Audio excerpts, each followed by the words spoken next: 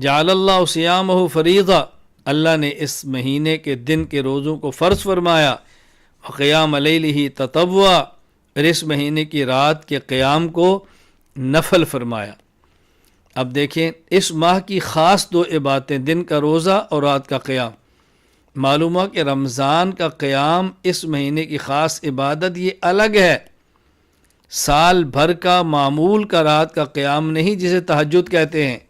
لہذا رمضان میں تہجد بھی ہے، تراویح بھی ہے، تراویح الگ ہے اور تہجد الگ ہے۔ تہجد تو پورا سال پڑھتے ہیں، لیکن آپ صلی اللہ علیہ وسلم فرما رہے ہیں اس ماہ کی خصوصیت کہ اس مہینے کے دن میں روزہ اور رات کا قیام۔ باقی پورے سال میں تو ایسا نہیں کہ دن کو روزہ اور رات کا قیام۔